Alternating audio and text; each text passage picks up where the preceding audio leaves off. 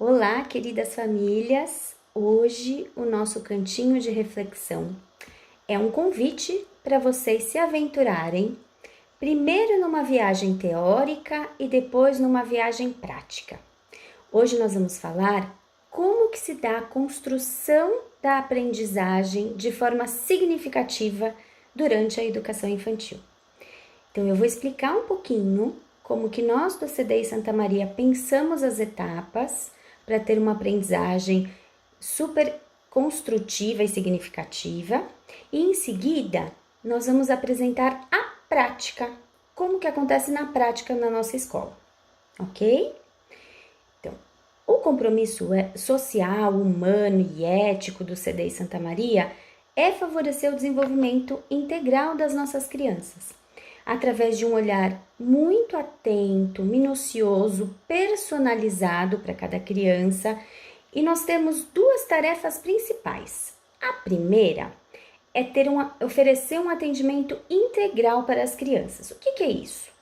Proteger, cuidar, zelar, acolher, dar bastante segurança, utilizando muita doçura, muito afeto, estando extremamente disponível para estar, ouvir, dialogar, responder a todas as solicitações das crianças, observar cada criança na sua subjetividade, na sua forma de estar e conviver no mundo, para desenvolver os potenciais que ela mesma traz, né, que ela já traz na própria bagagem.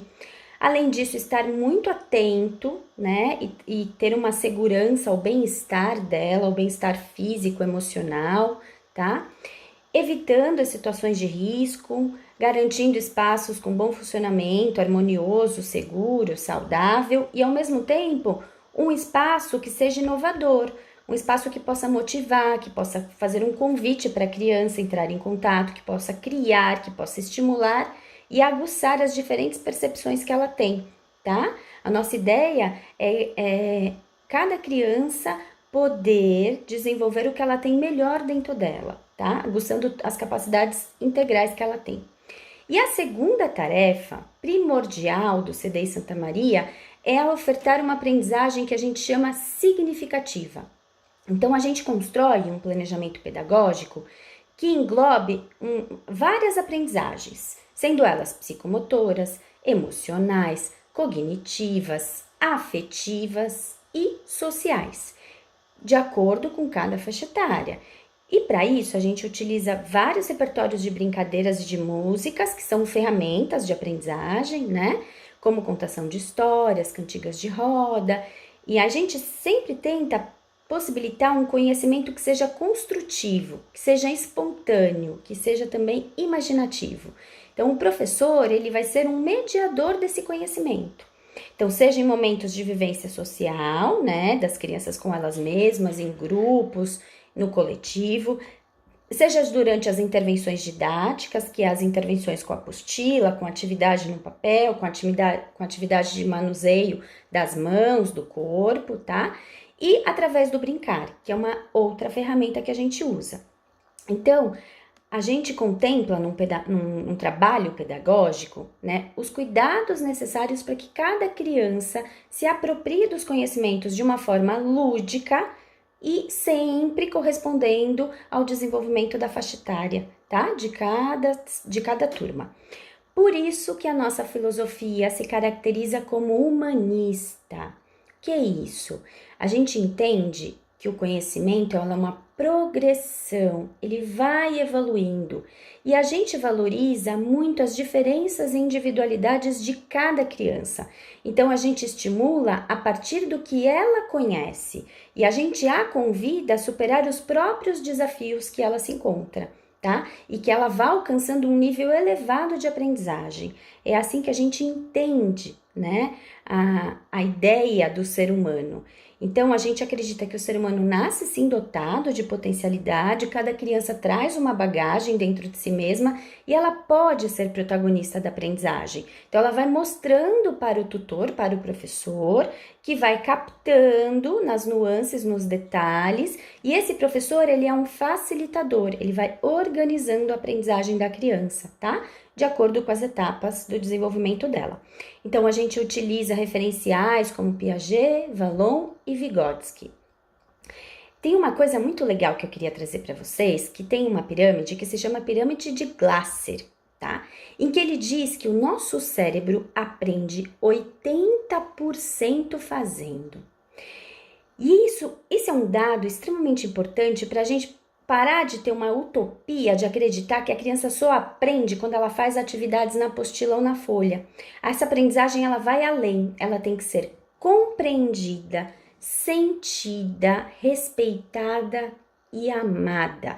Precisa ter esses critérios, né? Precisa ter um bom ambiente estruturado, precisa ter uma boa bagagem de estímulos, precisa ter um professor que saiba olhar aquela criança, que saiba ter uma didática para colocar aquele conteúdo, precisa de um professor que faça estratégias gostosas, apetitosas e atraentes para que a criança entre e para que ela possa aguçar e para que ela possa questionar, para que ela possa interrogar, para que ela possa ela mesma buscar o conhecimento, tá? Então, a gente vai apresentar agora formas para vocês, famílias, possibilitarem territórios, tá? De aprendizagem significativas. Como que vocês também aí em casa podem construir experiências para o filho de vocês, tá bom? Então, a gente vai apresentar agora a gente vai fazer uma viagem para a prática, tá? A gente vai fazer atividades, experimentações, já que eu disse, né, que a gente precisa vivenciar, através de um eixo, tá, da matemática. A gente pegou como exemplo a forma geométrica, que são trabalhadas e estimuladas durante toda a educação infantil, tá? Desde o berçário até o pré. Então, a gente usou esse tema para trazer para vocês de uma forma lúdica e prática e para vocês experienciarem junto com a gente, tá? E aí a gente vai, a cada demonstração, falando dessas etapas, tá bom?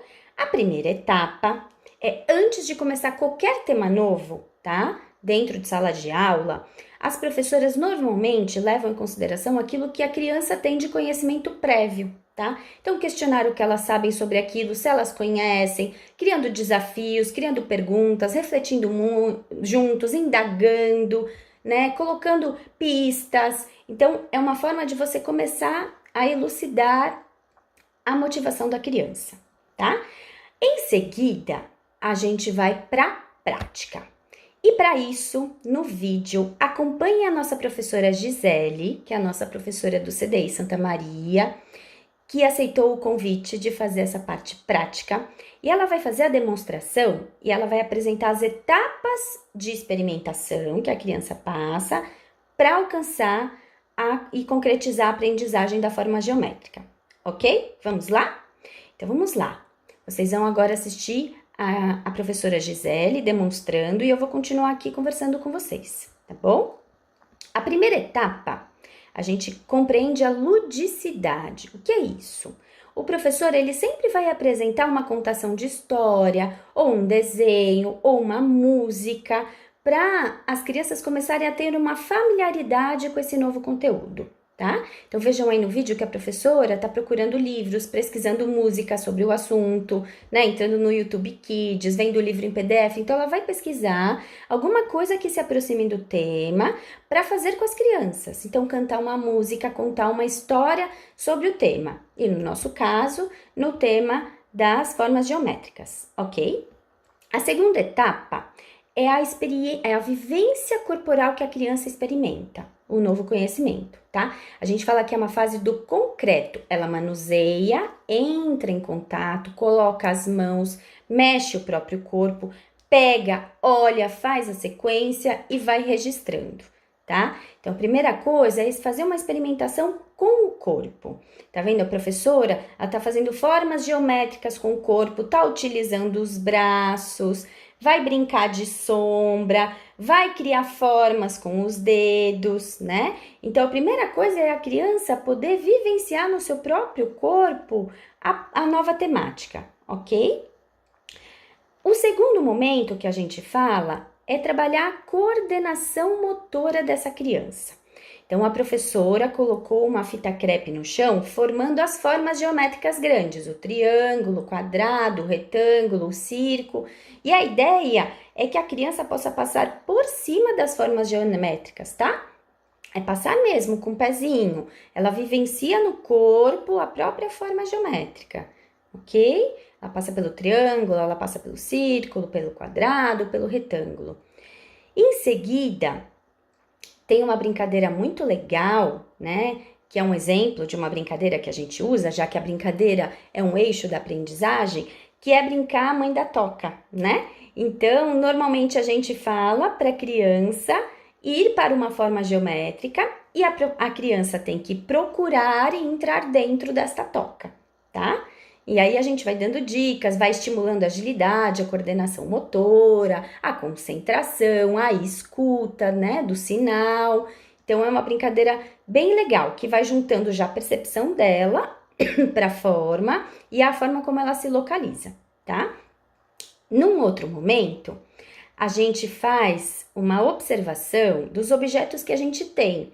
No caso, como vocês estão em casa, a gente fez a experiência dentro de casa mesmo. Então, a professora, ela sai em volta da casa dela procurando, né, objetos semelhantes das formas geométricas, tá? Pode ser brinquedo, pode ser prato, pode ser bacia, pode ser guardanapo, pode ser qualquer coisa. Então, a criança vai, procura a forma geométrica, vai até o chão onde está desenhado a forma e coloca o objeto dentro da forma, tá? Ela vai começar a fazer uma pareação, vai começar a identificar o objeto com a formato que está no chão, ok? Então, esse primeiro momento a gente fala que é uma exploração mais ampla. Aí agora a gente começa a reduzir o espaço, a gente começa a ir já mais para uma atividade concentrada de folha, de papel, já começar a fazer o registro, tá? Então, ela começa a registrar aquilo que ela experienciou, tá? A gente chama de realização pessoal. Então, a primeira coisa que a professora está mostrando é a exploração com os dedos, né? Então, ela primeiro passa o dedo na forma geométrica que está desenhada no chão, depois ela passa com um brinquedo, tá? No segundo momento, a gente pode fazer uma brincadeira de encaixar e caçar as formas. Então, a gente desenha a forma geométrica numa folha, e pode ser colorida, né? Então, desenha o quadrado azul, e aí a gente espalha formas geométricas no chão e pede mostra. Ah, quero que você ache um quadrado azul. A criança vai e procura todos os quadrados, junta, tá? Depois, ela vai para uma folha de sulfite, vai tentar encaixar a forma geométrica na folha, vai procurar, né, para encaixar, e ela pode, no final, passar cola e colar, para concretizar aquilo que ela fez, tá? Depois, a gente pode fazer uma exploração com tinta. A gente passa tinta no dedo e a gente passa no traçado da forma geométrica, tá? Passa em volta do círculo, passa em volta do quadrado, passa em volta do triângulo, passa em volta do retângulo, tá? Para eles começarem a treinar esse traçado, ok? Em seguida, a gente vai para o que a gente chama de materiais não estruturados. Então, aí nós temos o exemplo da farinha. Peguem o prato, coloquem farinha, ou areia, ou aveia, né? O que a gente tiver, né? O que a gente conseguir captar de material, e a criança faz o formato na própria areia ou farinha, tá? Então, ela vai treinando fazer as formas geométricas para treinar a habilidade, ver o que ela lembra, fazer associações, colocar a vivência ali num primeiro papel que a gente chama, né? Mas que é não estruturado, que pode apagar, que pode cobrir de novo e fazer de novo. Então, é uma fase de testagem mesmo, tá? Depois, a gente tem, depois que a gente conseguiu fazer a aprendizagem de forma mais lúdica, a gente chega finalmente para o livro didático, tá? Ou uma atividade pedagógica. No exemplo aí do vídeo, a gente está mostrando uma atividade do livro que se chama do livro Trenzinho de Atividade, sobre uma forma geométrica, tá? Então, vamos lá. A gente tem aí uma folha com umas formas geométricas, cada uma com uma cor pintada. E do lado, a gente tem as formas geométricas sem pintar embaralhadas. Então, a criança tem que encontrar a forma geométrica correspondente e pintar da mesma cor que está, né, no primeiro lado, ok? Então, aí ela tá trabalhando várias noções de aprendizagem, de cor, de forma, de rapidez, de concentração. Ela tá, na verdade, estimulando várias capacidades, tá? Então, essa é a hora de colocar no papel aquilo que ela aprendeu. E a última etapa, que é uma etapa extremamente saborosa, é a produção espontânea do novo conteúdo, tá? Então, é onde a criança pode produzir espontaneamente o que ela aprendeu dessa temática nova. Então, normalmente é um desenho livre, ou ela lembra de alguma coisa que tenha forma geométrica, ela lembra de um carro, que o carro tem a janela em formato de quadrado, que tem a roda em formato de círculo, e ela desenha. Então, é a hora da gente ampliar, tá? A partir de uma produção própria dela, para ela ter esse caráter de entender que ela é autora do próprio conhecimento, né?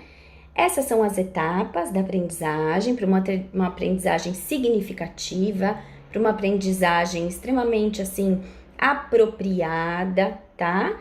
E que a criança vai fazer o registro, vai memorizar, vai deixar dentro das caixas de aprendizagem que a gente fala e depois ela vai conseguir usar esse conhecimento para avançar para outros, tá bom? Espero que vocês tenham gostado e a gente se vê no próximo vídeo. Até mais!